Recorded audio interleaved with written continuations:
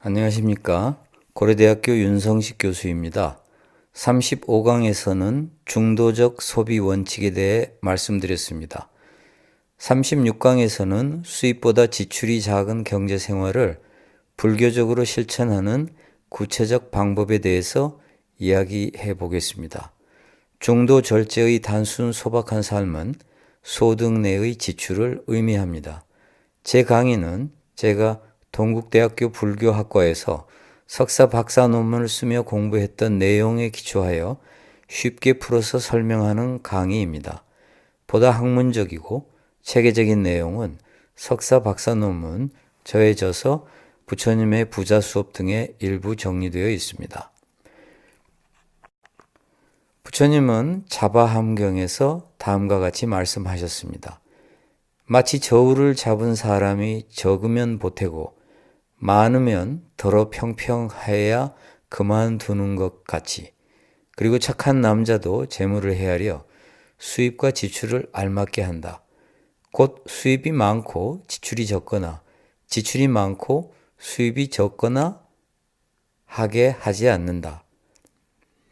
만일 착한 남자가 재물이 없는데도 마구 뿌려 쓰면서 생활하면 사람들은 그를 우둔바라 열매라고 부른다.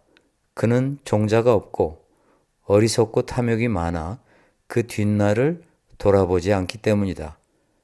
한마디로 말하면 수입과 지출을 알맞게 하라는 말씀입니다. 부처님 말씀은 자칫 오해를 야기할 소지가 있습니다. 앞서 우리는 부처님이 불확실성에 대비하여 4분의 1을 저축하라는 말씀을 소개하였습니다. 저축을 지출로 보아야 할까요?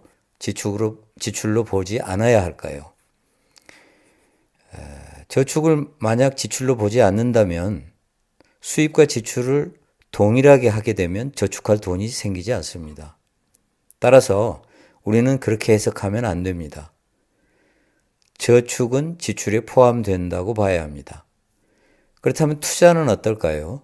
물론 투자하는 돈도 지출에 포함된다고 봐야 합니다. 따라서 저축과 투자를 제외한 우리가 흔히 말하는 지출은 수입보다 액수가 더 작을 것입니다. 그렇지 저축하고 투자할 돈을 제외한 지출을 수입하고 동일하게 해야 한다라고 오해한다면 저축할 돈도 투자할 돈도 없게 되니까 빚내서 저축하고 빚내서 투자해야 된다는 우스꽝스러운 결과가 됩니다.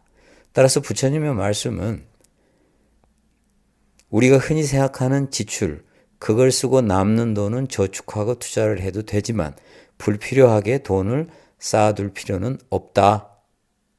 즉 돈을 쌓아두는 즐거움으로 돈을 축적하지 말라는 의미로 해석해야만 합니다. 요즘 홈쇼핑은 사야 할 물건이 너무 많다는 것을 우리한테 깨닫게 해줍니다.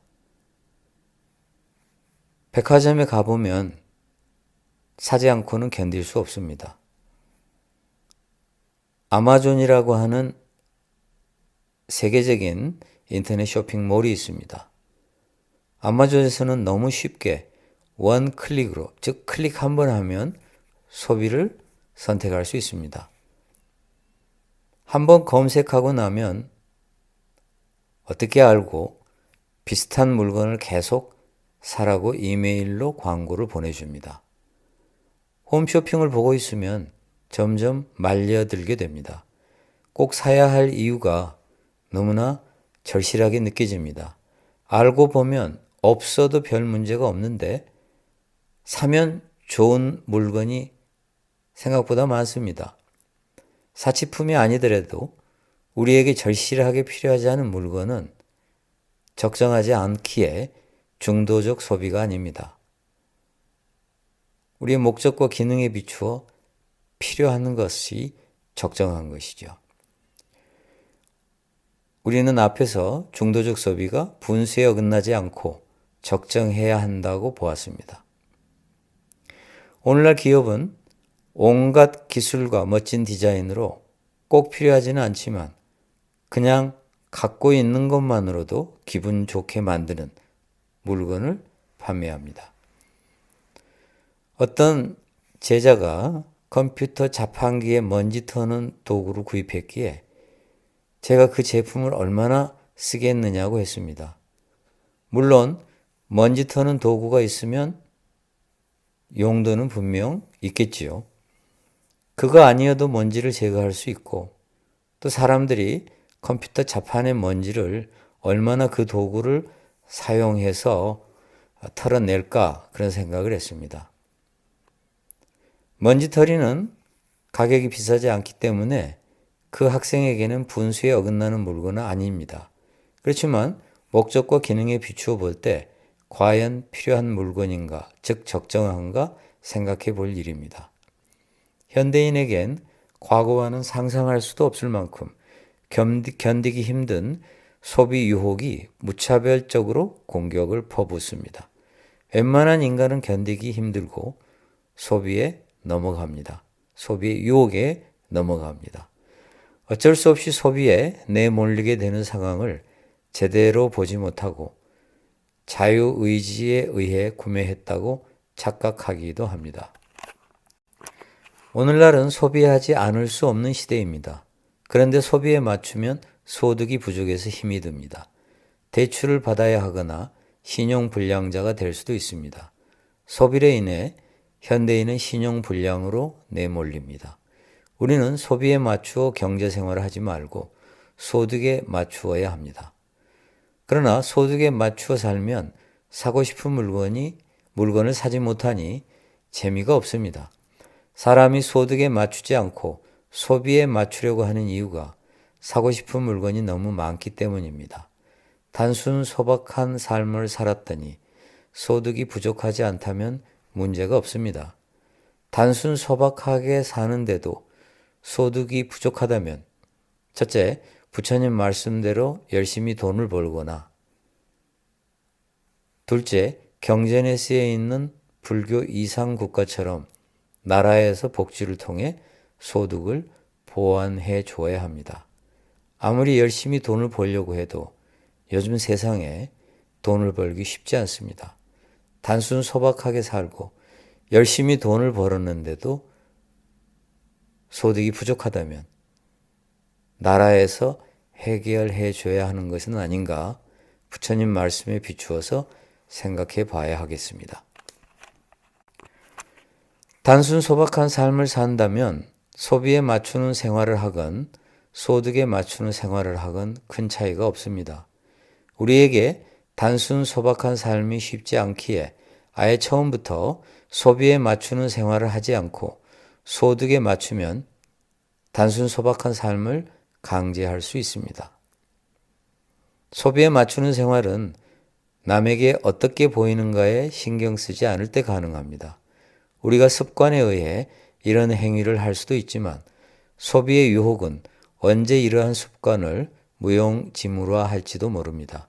불교는 욕망을 억제하는 종교가 아니라 수행을 통하여 욕망의 근원을 제거하여 욕망으로 인한 문제를 해결하는 종교입니다.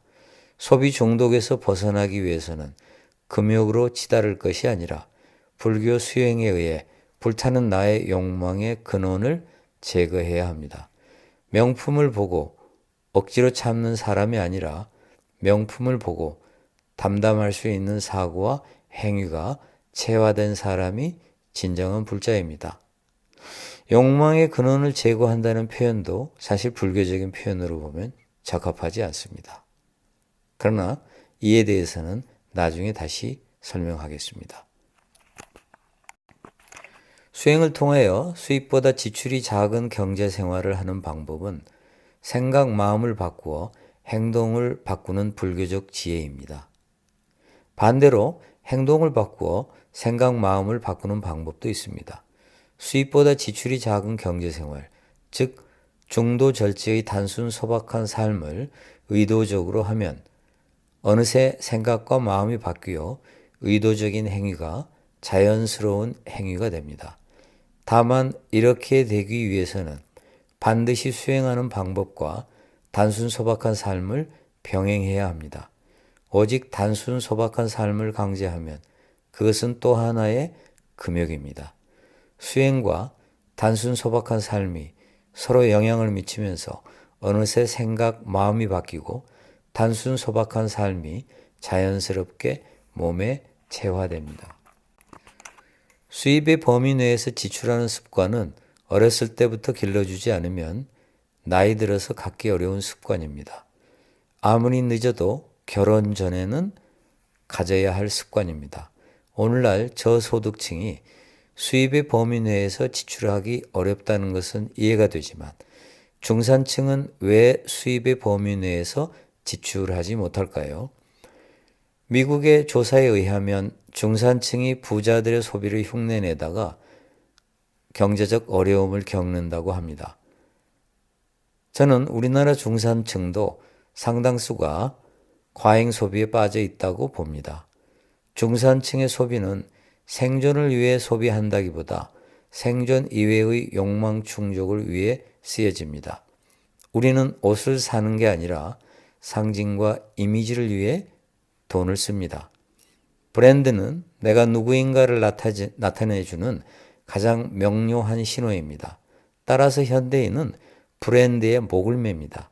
자기가 가진 물건에 의해 신분이 결정되는 소비 계급 사회를 우리는 살고 있습니다. 신분과 계급은 남의 시각에 의해 결정되기에 우리가 여기에 눈길을 주지 않으면 우리에게 큰 영향을 미치지 못합니다. 하지만 인간은 남의 눈에 좌우됩니다. 단순 소박한 삶이란 삶의 군더더기와 덜 중요한 소비를 쳐내는 삶입니다. 나의 삶이 너무 많은 일에 걸쳐 있거나 너무 많은 사람과 관계를 맺고 있지는 않은지 한번 살펴볼 일입니다. 단순 소박한 삶을 산다고 해도 소비로 인한 즐거움을 외면할 필요는 없습니다. 누구에게도 소비만큼 큰 쾌락은 없습니다. 세상에 태어났으니 사고 싶은 것을 사고 하고 싶은 것을 하는 것, 이것이 참 즐거움이지요. 먹고 살기 위해 알바를 해야 한다면 삶이 힘들겠지만 사고 싶은 것이 있어서 알바를 한다면 별로 힘들지 않습니다. 어떤 사람이 40만 원짜리 백을 13만 원에 샀다고 즐거워하면 옆 사람까지도 즐거워집니다. 저는 얼마 전에 65% 세일하는 제품을 사고 기분이 아주 좋았습니다. 어떤 학생은 고등학교 때부터 사고 싶은 물건이 있어 계속 지켜보다가 대학에 들어와서 절호의 세일 기회를 잡아 드디어 구입했다고 했습니다. 그 말을 들었던 저도 기분이 좋았습니다. 남을 도와주거나 사회에 기부하는 것은 매우 중요한 지출입니다. 부처님은 무조건적인 기부가 아니라 능력에 맞는 기부를 중시합니다. 증일 아함경에서 부처님은 자기의 소유에서 남는 것이 있으면 남에게 나누어 준다고 설합니다. 즉 자기가 힘들어도 무리해서 남을 돕는 게 아니라 여유가 있을 때 남을 도우면 됩니다. 사분율에서는 과도한 보시로 가난해진 신도 때문에 사람들이 비구를 비난하는 게 나오고 부처님이 어찌하여 그의 재물을 다하게 하였느냐 하고 보시를 받은 비구를 꾸짖는 구절이 나옵니다. 자기 능력을 뛰어넘어 지나친 보시를 하는 마음은 가상하지만 부처님은 이러한 보시를 바람직하게 생각하지 않고 있음을 보여줍니다. 따라서 신도가 지나치게 보시하면 비구가 스스로 받지 않고 되돌려 주어야 합니다. 경전의 곳곳에서 지나친 보시를 되돌려 주라고 지시하는 부처님의 말씀이 발견됩니다. 따라서 지나친 보시는 소득에 맞추는 방법이 아닙니다. 부처님은 장하함경에서 속이거나 강요하는 자에게는 차라리 걸식하게 할지언정 재물을 주지 말라고 지시하고 있어서 보시도 받을 만한 사람에게 주어야 함을 알 수 있습니다. 즉 마땅히 줄 사람 가리어 주라. 남을 속이고 함부로 내닫거든 아무리 빌어도 주지 말아라. 보시라고 해도 사견을 가진 대중에게 보시하면 그것은 깨끗한 복이 아니다 하고 설하고 있습니다. 우리가 흔히 농담으로 말로만 고맙다고 하지 말고 물질적으로도 고마워해줘 라고 말합니다. 진정한 자비의 마음이 있다면 말로만 그치지 않고 물질적으로 대가를 줄 때 우리는 비로소 진심이라고 느낍니다.